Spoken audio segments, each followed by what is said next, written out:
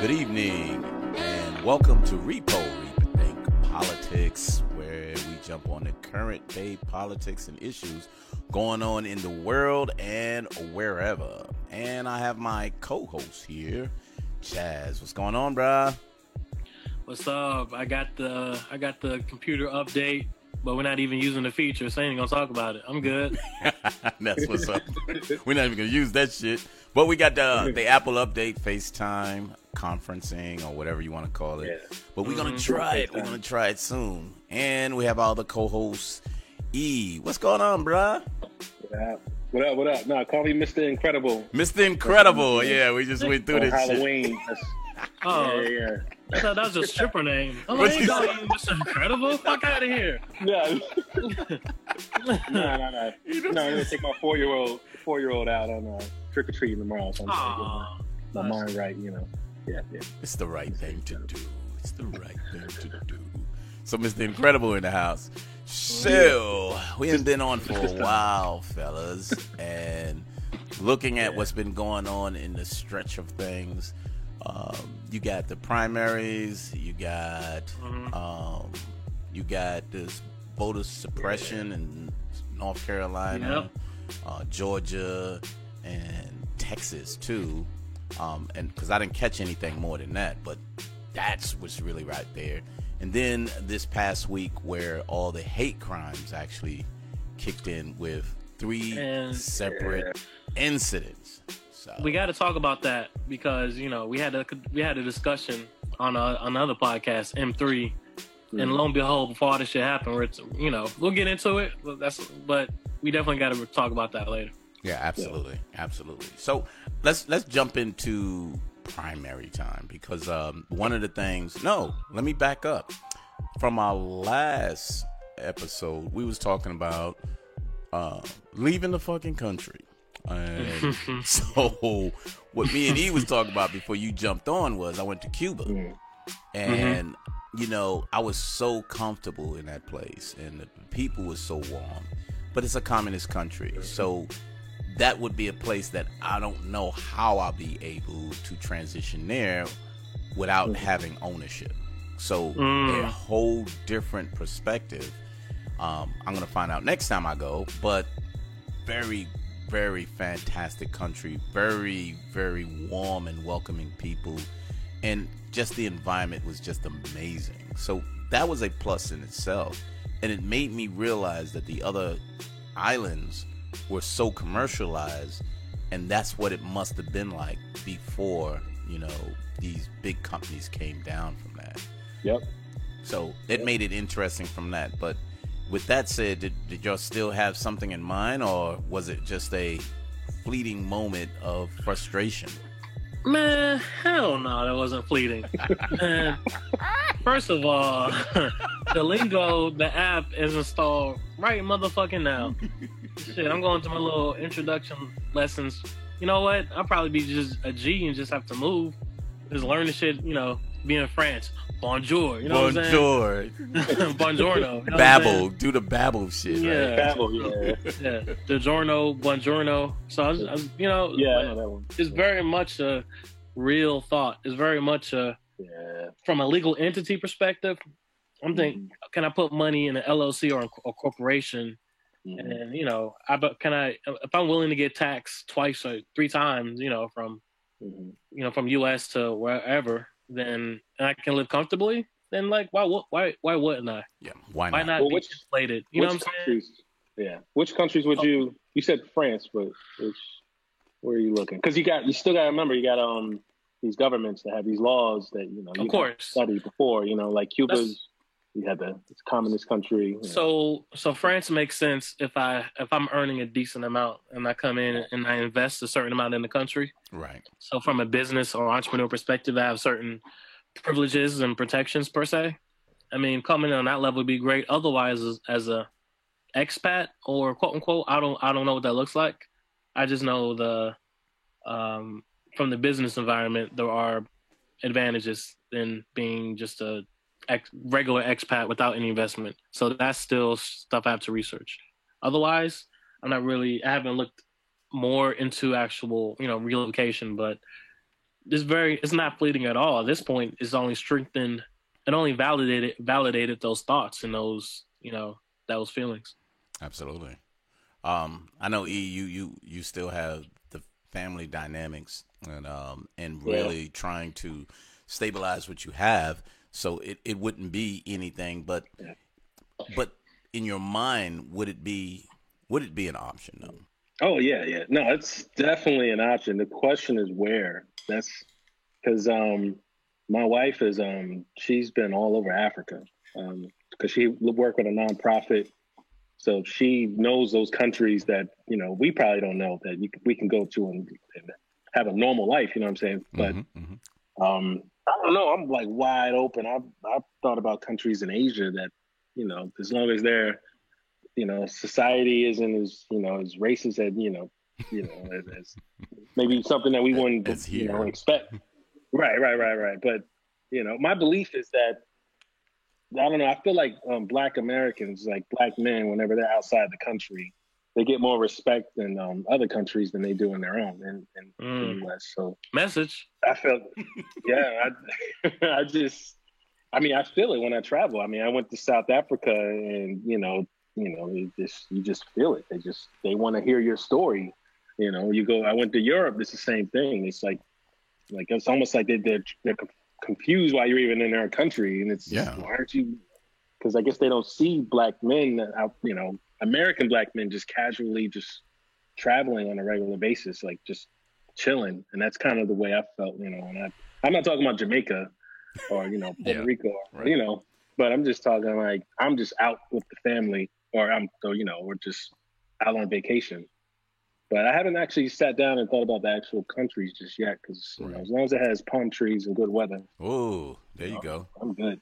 So, to your point, I think my next options that I really want to kind of look at is Africa, because, I went around a lot of areas. I've been in Europe, up and down Europe, and it was very, very comfortable. But I think that comfort level is because being in a Western-led society, that's the alternative of where we at, where they're very welcoming and whatever. But I'm not sure if that's because I'm a tourist or if that's the reality. But I want to do Africa because I don't know what that feels like other than when I was in Somalia. And that was welcoming, but I don't want to move to Somalia. You out of your goddamn mind. They still at war up in that bitch. So there's other options. So I want to try to start with South Africa or Johannesburg or one of them, and then make my way up to either Nigeria or Niger or that one on the coastal end right there, because it's an option. And to your point, E, you don't know until you know. So you have to find out. And this is all based on, the conditions that Black Americans are under that doesn't seem to be changing. Basically with the structure of our government and those that's in charge, that's actually making it either worse or ignoring what's going on.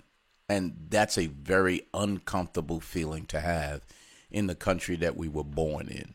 Yeah, so if you go to the UK or, a lot of these countries in Spain or France, I feel like it would be an easy transition, just based off of the laws and how the government is run. I mean, it's Western. So, yeah. I mean, in terms of what you're saying, like things, I don't think about things changing or not changing. I guess I think about it, here, analogy time, analogy alert. There you go. So it's kind of like a car. So I think we all been there. We all had like a beat down ass car. You put money into it. You fix one thing, another thing breaks. Mm-hmm. And it's kind of like, I don't think about this car changing or not changing. I think about it like, is this car a good investment? At what point do I want to let it go? Exactly. So when I think about, just life in the U.S., of course, it's home. Of course, is wherever I've grown up. Is life. Is families here. But at what point can I feel comfortable saying, you know what, heart, this will always be home. My heart will always be here. But why not live a couple of years or wherever or just own some property somewhere else.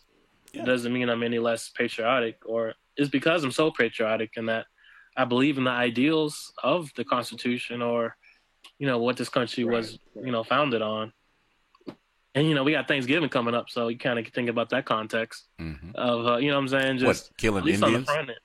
Well, that and just just the idea of escaping persecution.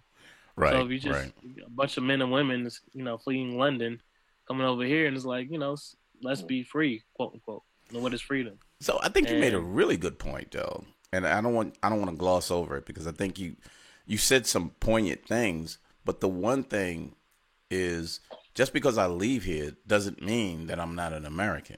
I know who I am. I just have the option that I can go where the fuck I want. Yes. It's not like I'm really giving up. It's just I just want something different. No, but I think that's a very fair. If I'm younger and I see somebody who can help, and they leave, and a couple years later they come back, I'm like, where were you? And they say, I went overseas, but you didn't help me, or da da da. You could have lifted me up. Does that person have a fair point? I'm not really sure, but it's something to consider. True. Who's that person? Just whoever. I think it's different as a family, because I'll be like, I got. My family. You know what? Fair enough. Your wife. Nigga, I'm married. Who you? Yeah, who the fuck are you? I mean, you asking me shit like that? That's me being selfish, though. You know what I mean? But you know what? So does this conversation change if you have a family versus if you're like a unmarried professional, unmarried, young person? To be honest, yeah. I mean, for me, that's my opinion. I mean, once I had a daughter, it changes everything, because if it's just me and my wife, we can kind of just do our own thing, and then we're flexible or whatever. But once you have a child, and it's more than two, it kind of, you got a team, and you got to make sure you're good, like first and foremost. That's in order for them to be good. It makes you look at you. Yep. Yeah. So it's less about. I think it's less. It's not just about being like. It's bigger. It's like not just the investment. It's also more about the safety. It's also about the school system. Well, okay. So well, both of y'all have families. So let me ask y'all this. Yeah. I mean, what's y'all general's, I guess, definition or view on what is community, and how do you impact your community, or what are the expectations when you have a family versus when you don't? So I want to go back, because I had multiple communities. I had a community in my church when I was, and that was my community from there. Then when I was in the military, that was my community. It became a community even within that. And then when I got out, I had to embrace the community that I moved into, to say, what are the values in this community? What are the neighborly things? I moved to Georgia, and I had white neighbors. Then all of a sudden, it was flight, and they got the fuck on, because everybody from Atlanta was moving down to Riverdale. But I moved into a mixed community of white, black, and whatever, and we dealt with each other with respect and everything. But when the influx of more black African Americans moved into there, that dynamic of community changed. And then when people were breaking into your house, and then people were stealing your cars, or, there was robberies up the street, you said, how do I protect my family? Because the community that I'm in, it's not conducive with the children that I have that's living with me. So I have to make a sensible move and move elsewhere. So then the reality is your community changes, but that old school, that community, stick with it, build up from that. I don't know if that still exists other than in small towns. But when you in these, I don't want to say inner cities, but when you in these progressive communities, I don't think it's that way anymore.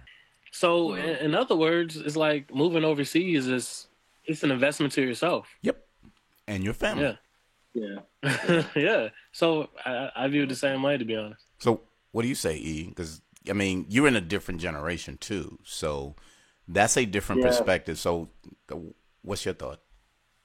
Yeah, I mean, my background honestly is being having a military father. I've jumped around everywhere, so I feel like the traditional sense, maybe Chaz, what you know, of like a community, is kind of skewed a little bit. Like I've never lived in an area where the town or the city just kind of like grew, built me up, or I just knew my neighbor to the point that, I never actually.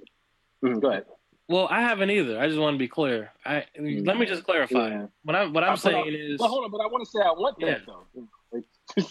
Go ahead.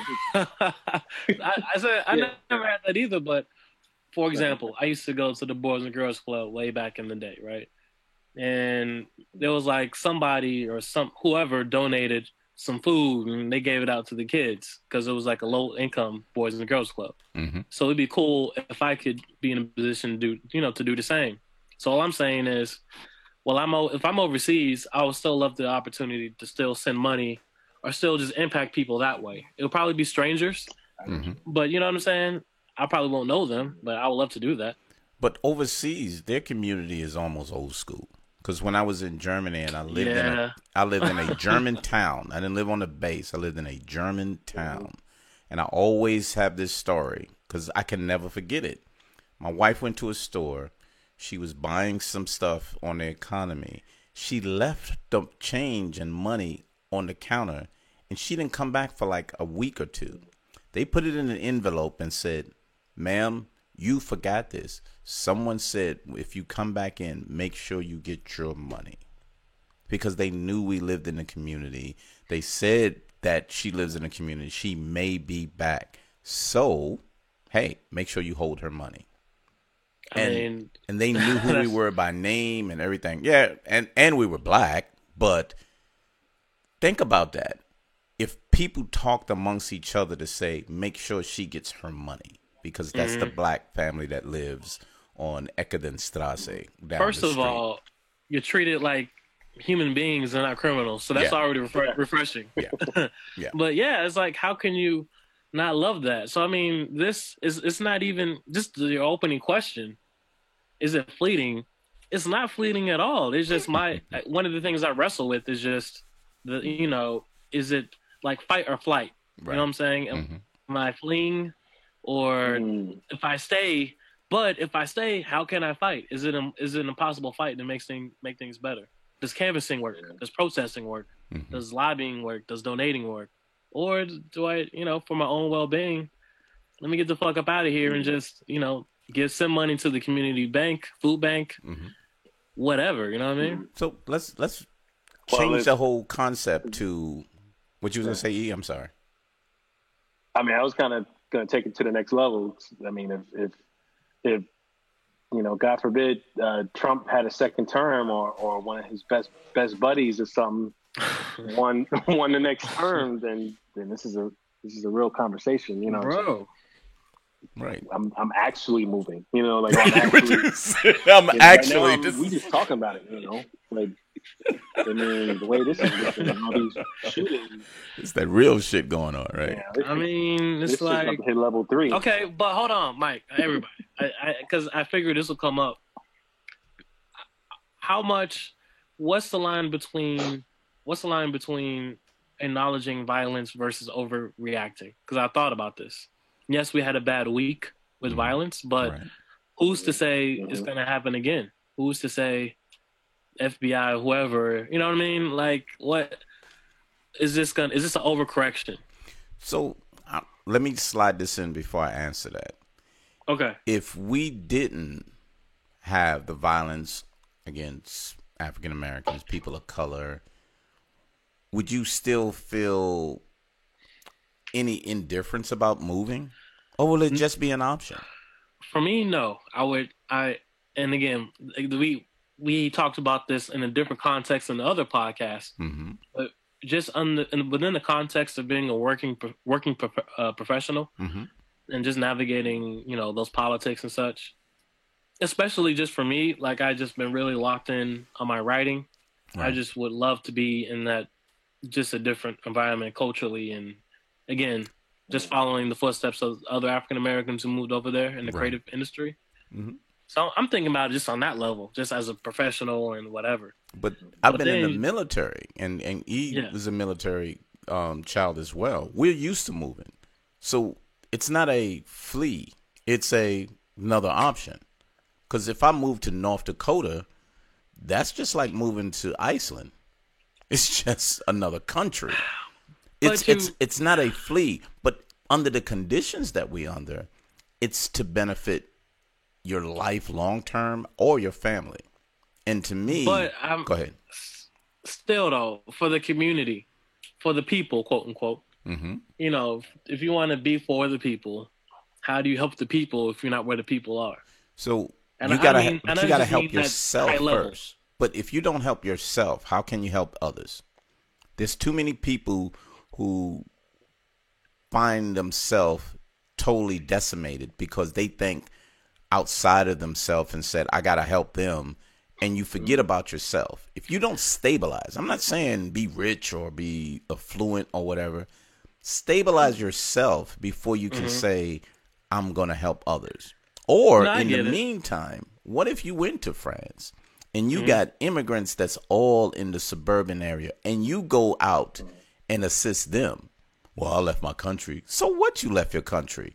What you doing is altruism. I forget the word. You really helping people. If you left your country, I left my country, but that doesn't mean I'm not coming back.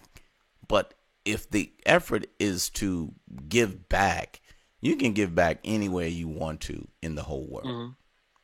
You shouldn't have guilt. I feel so, Chaz. What I'm hearing then is, you know, because I hear you now, because I have that mentality as a military kid growing up, that like to the point that, you know, saying goodbye is just not, I know it sounds cold, but it's a normal thing to me. You know, I can move to another location and it's just a breeze. I just know I just got to move. You know, that's my mentality personally. You know, I don't think it's normal, but so when I'm thinking about moving to another country, I know what you mean. It's almost like, you know, we have the privilege and just having the option to just move to another country. But at the end of the day, you're leaving the problem, you know, versus trying to find a solution. Exactly. You know, for the bigger, you know, And that's that part. I get what you mean. Yeah, you know what I'm saying? So the leaving is whatever. Like, my travels have taught me that at the end of the day, a city is a city. Right. A city is, once you learn city life, it's pretty easy to navigate large cities across the world. So in terms of adapting to Paris or even some of the other cities, I'm not worried about that. I'm more, is what you just nailed it. It's just and it's not like I'm saying it would keep me up at night. I'm just saying in general, if there's a problem and I'm leaving the problem, you know, it's just, I would just love to, what I'm saying is I'm not going to necessarily just not sleep, but I would just feel better if I can be like, damn, well, I'm leaving, but you know what? XYZ is in motion, da-da-da's in motion. Because, I mean, we're gonna get into it, but we have these elections, da-da-da, you know, okay, we got this wave coming, so maybe I can just donate from overseas, whatever. But otherwise, it's the people still want to, uplift it. Generational wealth isn't created. So it's just those large macro issues I would love to be a part of, but right now at this stage of my life, I don't know if I'm that person to really. I don't know what leadership I can inject into what's needed in our community. But right now. Chaz, the thing is, what you're expressing is more than what other people are even thinking. You at least have within your heart that you want to do something. It's just so hard at this given point in time in this era that we in, that what the hell can I do? We got people, because I'm looking at the news, man. I went out and voted. I looked at the ballot. And you know what I felt when I left? I felt like, damn, what if none of these motherfuckers win? This is some bullshit. But I know I participated. That's the worst case scenario. Yeah, but it feels like all the worst case scenarios are happening. You know what I mean? But on top of that, like there's a vegan spot around the way I love a lot. Friday, I had to get something from there, and then for a little wrap, I was in there for like 30 plus minutes, and I just got so disgusted. Like I'm trying to help out, you know what I'm saying? I love to help out veteran-owned businesses, minority-owned, black-owned, Latina, like any whatever. If I can shop there, great. But in between them, Mike, we had to. In fact, I think our first M3 podcast was about the Citizens Trust. Mm-hmm. Yep. I'll just go ahead and name drop them because they're black owned bank. They're the largest or the second largest. Either way, they're based here in Atlanta, and we had stories. I had a story. I had like a large check. It was less than $1,000, but they held it for like 10 business days. It was ridiculous. Right. I was like, I'm trying to help out, and it's just on that level, it's frustrating because it's like we don't have that maturity yet in our community in terms of the quality. Quality. That's what's talking about. But you try. But you gotta always try. And that's the thing. Trying. Yeah, but that's the thing that I've done all my life.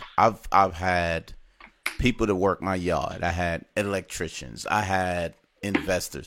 I've always said black-owned business, start with them. Now, maybe it's my fault. Maybe I'm choosing the wrong black-owned businesses. But I'm telling you, why keep looking when I can get this guy right down the street that can take care of it and I'm not having a problem with? You know what I'm saying? That makes no sense to me. So I'm just speaking on that large, it's just the combination of, frustrations, political frustrations, not seeing, when you see gentrification happen in front of your eyes, it's like, what am I going to do? I'm going to just go out and buy a house? It's just, when you see that shit happen and you know who used to live there, that's just real. It's just like there's wealth destruction and wealth creation. Like you see it. Someone's losing and someone's winning. But the losers are the ones that either aren't educated enough or ignorant of what the rules are. Probably, but no, it's a lot of it. But here's where my problem is. I've even talked to executives of like VP of Bank of America, and I told him, "Look, dude, y'all been cheating." Yeah, he said that's not my division. But I'm going to tell you, in order for us to correct what we did wrong, we went into the black communities. We sat down in the churches and said, we're going to give out, before they take over. This was in Harlem, dude. We're going to give out loans for y'all to own your place. Yep. And the motherfuckers didn't show up. So, they tried to broadcast information.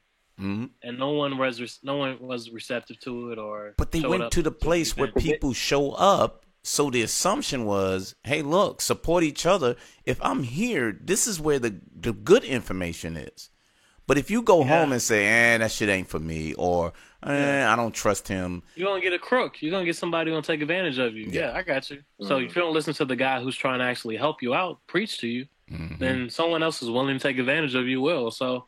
I mean, again, that's the frustration too. What I'm saying is, when you ask before the violence stuff, will I have felt the same? It was like just to change the scenery, just a change of everything. Sometimes was just it does a lot. You know what I'm saying? Like I did just traveling last week, and that was refreshing. Yeah, just having that. But you went to China when you went back to China. No, I'm saying but that's a major trip to say, guess what? Even if I went there and I was able to do something, I may not stay there forever, but I can stay there, build up wealth, build up some influence, and then if I come back, I have something to bring back and say, now I'm going to bring this to my community because I built up this and I built up some influence, and now let me see if I can come back and educate my community and take advantage of what I've learned.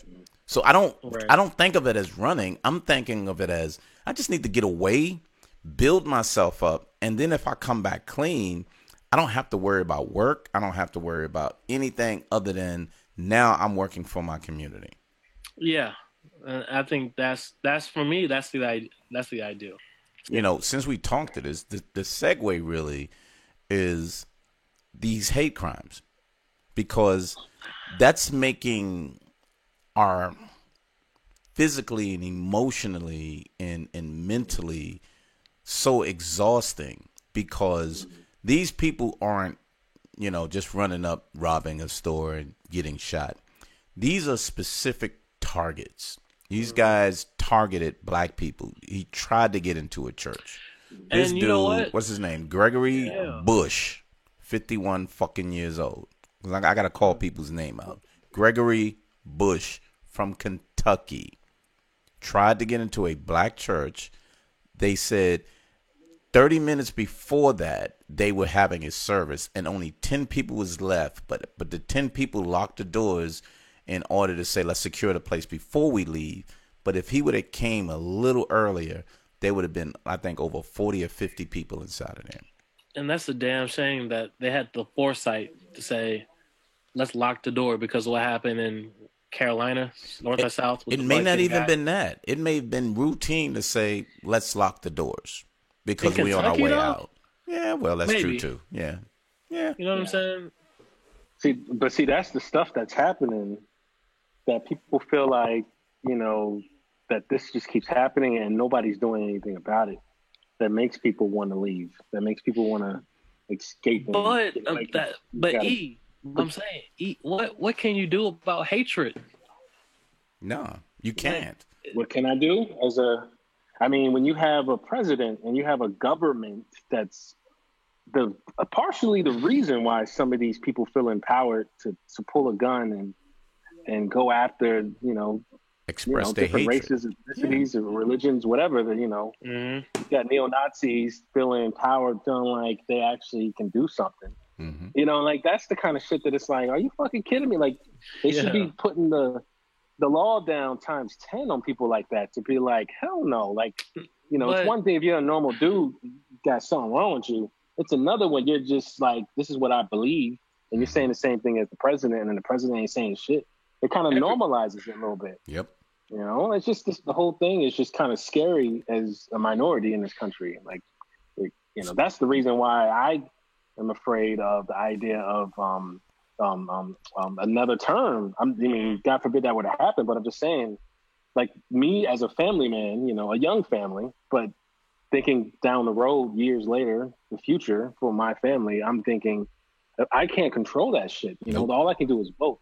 Yep. All I can do is maybe, do something with my community, even though I'm in Jersey and who knows where I'll go next. But I'm just saying, like, I what the fuck is going on around this country is my point. Like, I want to go down to South Carolina, in a couple months if I can, or Florida, to see my in-laws or something, but, or Atlanta, but I'm just saying, to be afraid to go to certain areas in this country, that's a problem. Like, in 2018, man, it's like, we're not necessarily thinking about like nooses and shit, but you just, when you hear about, I know what you mean. But when you hear about law enforcement on hot mics talking shit, making like racial comments, then obviously law enforcement is not, they have bias. I mean, it's obviously confirmed with shootings, but it's just confirmed. It's just, they just talking shit or Facebook posts, just whatever. You know what I'm saying? So a real conversation I've had, because I'm the kind of dude, I mentioned it. I like warm weather. I like palm trees, and I used to live in Florida. Although it was on a base, but I used to live in Florida, and I've always had this vision of, I wanted to move my family down to Florida and get a nice spot, whatever, whether it happens or not. But, the only reason why that probably isn't going to happen, in Florida at least, is Florida, though. Like my wife is scared of shit of Florida because of me too. Politics, all the stories coming out. You know what I mean? Bro, I can't argue that shit. Stand your ground. Yeah. You bumped into me at the store. Pow pow. Yeah, I bumped into dude because I'd stand, I parked over the line, on a parking lot, and then boom, shoots me, and it's just like, and then the motherfucker getting away with it. Like, there's no example of any wrongdoing for racists. It's just that shit is scary. That's kind of where I'm at with this whole. And we don't have much power, in this country right now. And and well, Mike, for both of y'all, I watched the documentary. It's on, I think it was on Hulu, but they just went into the whole Russia thing, and then I watched some shit on Frontline. Y'all may have seen it. I highly recommend everybody watch it. It came out yesterday or today, but the PBS did this whole thing about how basically Facebook wasn't really ready. I mean, Facebook just had such explosive growth, and just on the subject, when you talk about people and just imagine people are already people to begin with. On top of that, if you have bad actors who are, it's confirmed, who are using the largest platform to influence people, then it's like, where do we go from here? So, it's I think that element is still unknown in terms of just, you see Twitter is flushing all those fucking Twitter bots. So I don't know if that's happening on Facebook, but I imagine social media is playing a role too in terms of all this bullshit. Yeah. Well, you know what I told you about that. They need a police on that, a government police that can put their foot down. I'm not talking about just the FCC. I'm talking like somebody. Fuck privacy. We coming for that. I mean, hey, bro, like I know. That's that China shit. I know. But I'm just saying though, shut down the internet. No, but I'm saying though, I think all three men were on some sort of social media talking crazy. So it's just kind of like, you get inside that bubble with that rhetoric. When do words, when does the pen lead to the sword? You know what I'm saying? And but if the president is denying that he has no influence with his words talking to people, that's bullshit. So the uncomfortable feeling, the anxiety that I have on a consistent basis is nothing is happening to the man who is causing this. You follow me? I mean, you made a good point too that, we had crazy people that were shooting up some places. These people had something that relates to what was told to them, and they were following and actually executed on it. What bothered me the most about these three instances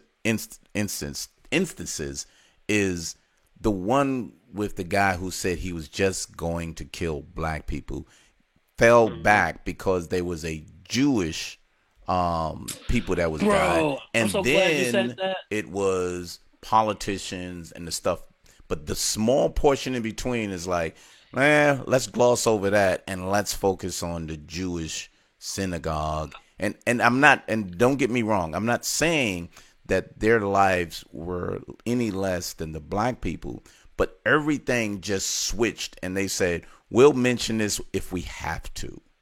And this guy tried to do something and wasn't able to do it, so he just randomly shot.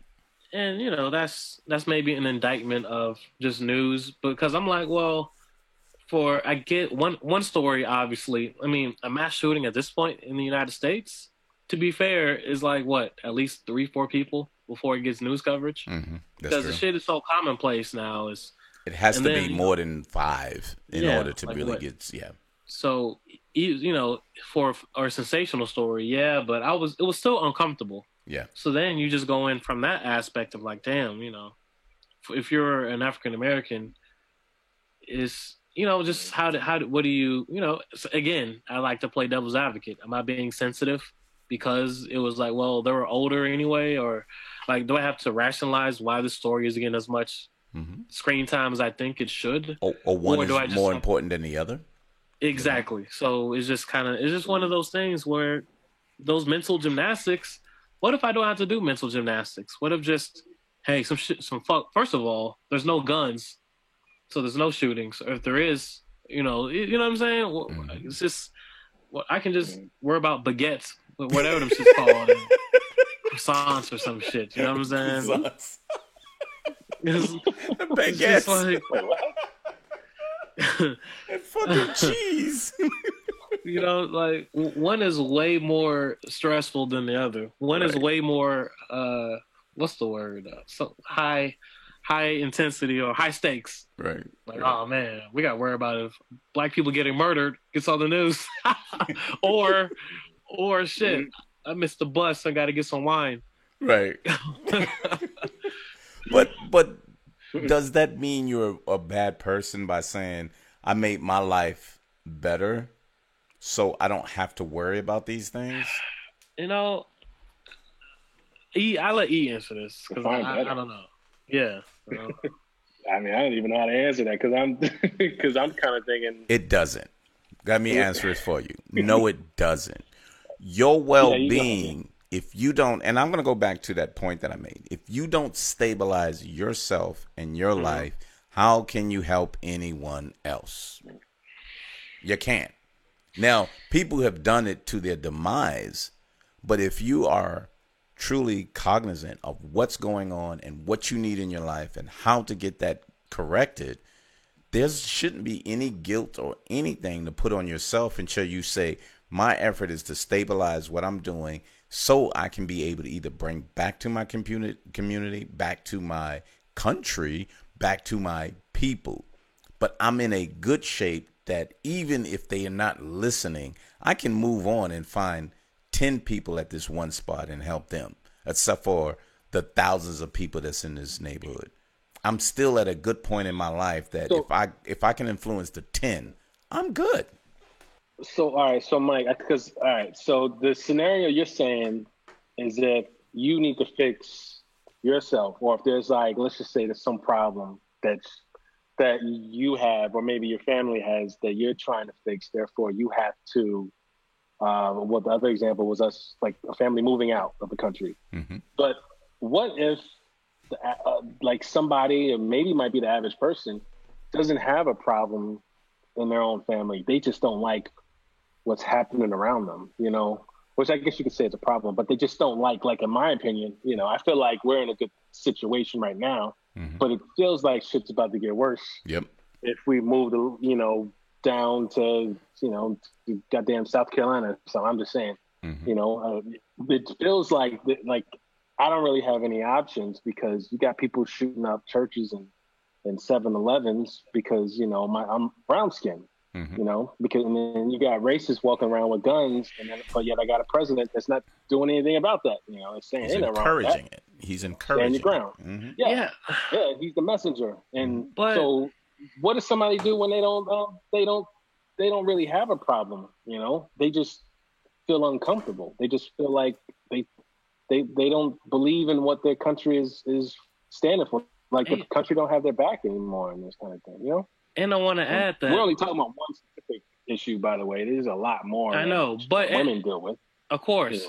And I'm just saying, in general, are we surprised though? This isn't, no. It's kind of this is the fears that we thought when as soon as the motherfucker said so and so won, she didn't win. I'm like, shit, this is what the country is right now. So when that happens, it's kind of like you just cautiously optimistic. You hope for the best but prepare for the worst. So it's just I just kind of I like to keep things not run. So I like to not be too doom and gloom, but like E just said, like when you're not comfortable, like when again another analogy. Like if you have uncomfortable clothes, you get new clothes. If you have an uncomfortable bed, you get a new bed. Like anything that's not comfortable, you're gonna usually replace. So it's again. So let's put it in your perspective, though. Chaz, you take Martyr. If you was taking Martyr and they was robbing everybody on that train each and every time, and you've been telling the cops, look, man. They get on at this stop every fucking day. What are y'all going to do about it? Look, man, we don't have enough people for that. Will you continue to ride that train? Hell no. Here's the only thing that I would do. Here's the only thing that I could possibly do. What's I would try to take a video of it. I try to do a video like, man, we get fucked up and stop 12. Put that bitch on YouTube or whatever. Right. Like, see, they ain't doing nothing. After that, it's like, shit. I did all I can do. But then you already targeted yourself. So what if there's other people that's part of that group that see that and say, yo, man, the next time that dude get on, because I see him every day, you just put a target on your back. That's what I'm saying. So after I do that, because, man, the motherfucker got that phone. We're going to stake that shit. We're going to beat his ass. I'm like, you know what? I ain't got time for that. I'm going to try to do my little deed, try to record it, Hey, y'all see this shit? This is fucked up. And then you're never going to get on it again. But that's my point anyway. So you still answered my question because you're not going to get back on there because you already put yourself in jeopardy anyway. So sometimes the choice is to protect yourself. Sometimes it's just simply that. Some things you can't fight. Sometimes you need other people to fight with you or fight for you. And if you can't get that, you have to make a choice. Again, I'm going to go back. I made a choice. I got out of Riverdale. The government, the people was corrupted, but they kept voting for a black dude that was really just wasn't doing anything for the community. They was stealing money. They voted for a sheriff that was corrupt and everything. I was like, I can't keep doing that. Just because they're the same color as you doesn't even make them right. You can't keep doing stuff like that. You have to go within yourself and say, what is the right thing? Sometimes, if I don't want to say racist or not, sometimes white people will take care of you better than black people. But don't take the fact that I just don't want another white man. And no, you got to fucking stop that, dude. There's people that take care of you because that's the right thing to do. I just had to leave. So I wanted my family in a better place. I didn't want my family and keep fighting.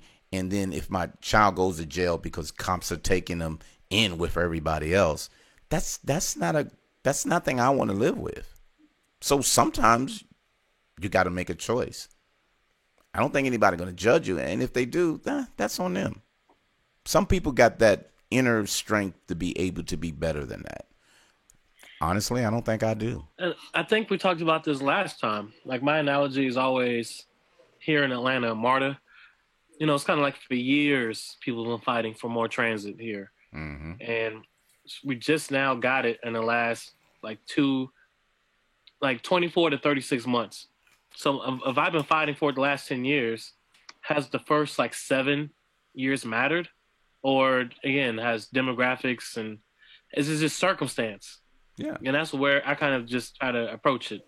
Am I wasting my time trying to fight the system? Or opportunity. Because I always say that at work. You said more MARTA. That's the train.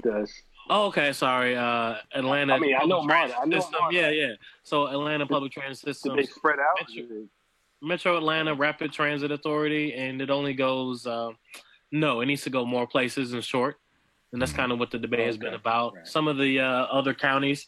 And again, case in point, some of the other counties just didn't want certain kind of people coming to their place of the woods. Like Gwinnett County. But they have terrible traffic. And because they didn't build it then, when things were just much cheaper, now it's just kind of and they have development already. It's kind of a fucked up situation. So it's just a weird, we didn't do it then, but it's going to be hard to do it now. And it kind of costs billions. But you're going to have to do something. Yeah. The problem is you have to. Yeah. And then just you know what? What if I just, and again in the U.S., what if I just moved to New York? I don't have to worry about that shit. I got to worry about the train coming on time or something. What? Are you crazy? Did you First see of all, the they had that in D.C. Yeah. That in there. Yeah. Exact same story. But yeah. Philadelphia. You know. Same thing. Well, just, that's all I'm saying. I just, in short, I'm just kind of at what point, and it kind of feeds off the conversation we had in another podcast, just in the workplace too. When you want change and your management or whoever just wants to keep things the same, it's just kind of either I stay at the job and you know what, I'll just collect a check and do what I need to do and go home, or I'm not, this isn't good enough. Right. So as a citizen here, am I okay with just chilling? Am I say, you know what, we're first world enough. I felt like I survived for the most part. Right, or I'd be you know what? Go ahead. Yeah, so this is, all right. So what I always felt okay, so when you're in a situation, let's just talk about work, your job. And, let's just talk about fixable issues, maybe you're doing something or they're doing something, the team is doing something that's just obviously not the best way to be done, but you're the one that has an idea. Sometimes you just have to speak up. Sometimes you just have to be the one that actually does something because no one else is doing it. Mm-hmm. Sometimes I know this is like, this isn't no Disney movie, but maybe you got to run. Maybe you got to be the one to lead. I'm not saying maybe you could just take over your boss's job, but maybe you're the one that has to speak up and tell your boss and be like, look, because a lot of times what I'm learning, at least at my job, and maybe I shouldn't be saying this on a public forum, but sometimes people just don't say shit. You say something to your boss, you say something to that leader of whatever organization or that community, and sometimes you're the first one to complain. Maybe everybody's complaining to each other, but nobody's saying anything to the person in charge. Maybe sometimes you just need to be the one that's the voice of the change. And then you can kind of lead that effort. And then you'd be surprised how much can actually change. And I feel like that's what's happening around the country. I'm kind of segueing, in like Florida, where this guy, Andrew Gullum, he's a beast. And is speaking up. Yeah, and you in a state that's just filled with Republicans saying the worst shit, and getting worse and worse because they're standing behind Trump and all his racist, supporters. And he's the one that's like, I'm not gonna, I'm not him. And he had a tweet that was just like, I don't care that I'm not from Harvard or Yale. I'm from FAMU, and the FAMU. Like he's proud of that, and he's the one voicing out, speaking against these quote unquote leaders, and people are following him. You know what I'm saying? And so I think, Chaz, you got a point where sometimes you have to stay because sometimes you got to be that voice. Yeah. And I think that's probably the problem in this country. Or maybe sometimes it's the problem in minority communities where people just aren't speaking up. They're just complaining more than actually doing something. But I don't think that's my message. But I don't think they don't know how to, because there's a lot of it that people talk and they don't think that anyone will listen to them. So over the years, black people just haven't been listened to. So they'll know just to complain amongst themselves. And here's the worst problem that I found coming up as a manager. Sometimes when you complain and it's right, sometimes they still not going to listen to you. But that doesn't make you have to stop talking or stop pointing out what's wrong. Because when you stop, you fail yourself because you aware what's going wrong. And they be like, Mike's an asshole. You always got to say something. I said, but y'all punk asses are sitting around allowing this dumb shit to go on. Yeah, I don't need the promotion because I know sitting next to this guy who kisses ass, they don't want me near that because then they're going to be called out. But I'm going to call them out, but I'm going to call them out with the facts. But today they may not even listen to me. But tomorrow they may say, you know what? We're going to probably have to do that. This dude's an asshole, but he's right. We're going to have to do it. You got to keep doing that until you can't. Or until you say, you know what, this ain't the place for me. Just like you said, Chaz. You know what? This ain't the place for me. I see where this business is going. I see where this country is going. I see where my community is going. I can't contribute no more than what I've been doing. I may need a change.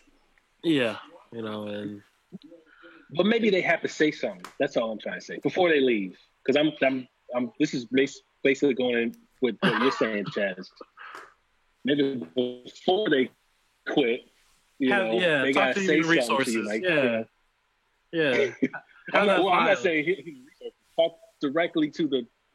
I'm not saying like I'm using it as an example, Mike. But like maybe you as the manager, maybe he's like, they're like, hey, look, those morning meetings, I mean, maybe we don't have to do them at 8 a.m. because people aren't ready. People need the coffee or just people aren't getting in on time. How about we just move it to 10 o'clock, or maybe that's a bad idea, but at least they're talking to you and they answer some questions or issues that you're like, oh shit, I didn't realize that. Right.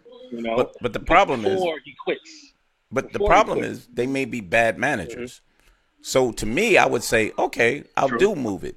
How productive will we be if I move this? Well, I don't know. Then you can't tell me we can't do it at 8 o'clock. You have to give me a tangible outcome of what your suggestion is. Because guess what? If it's tangible and we'll get something more from it other than at the 8 o'clock, I'll change it. That's not the same analogy because in real life, we got motherfuckers talking about coal energy. It was like, bro, I don't think coal is the future. Like we defending coal like we got steam trains and shit. Like, you know what I'm saying? But we know we defending coal because the lobbyists are doing that. We know that. So if we vote in people who say, let's reduce the lobbyists' influence, that's how you take care of it. You can't go directly to say, I'm going to be logical and say, let's reduce coal because it doesn't make any sense. No, let's reduce the lobbyist influence. So then they're going to be like, man, I ain't listening to you. That's some bullshit you're talking. And I can't get nothing from you anyway. So no, coal is not going to be the thing. So you have to be a smarter politician. And you have to be able to be a smarter voter. Because when they start coming up and you say, hey, by the way, in Georgia, you know, you got the Secretary of State kind of holding out all of these ballots. What the hell are you going to do about it? Or can you do something about it? Well, you know, that's a different. Then why should I vote for you if you're not going to actually do that? Because now registered voters can't even vote because you telling me you can't even do shit about it. So I need to find somebody that can do something about it. Either they're going to come back and say, what the fuck do I need to do? That's the same thing as being like, oh, maybe I need to find somebody that has morning meetings at 10 o'clock. Yeah. Yeah, I'll go to a department that is not strict as 8 o'clock in the morning fucking meetings. How about that? Maybe that's France. Yeah. I mean, again, or the Netherlands or one of these places. Tune in next time when we jump back into the voter turnout, the primaries, and something a little interesting that just jumped onto our screen, Mueller's sexual harassment issue. See you then.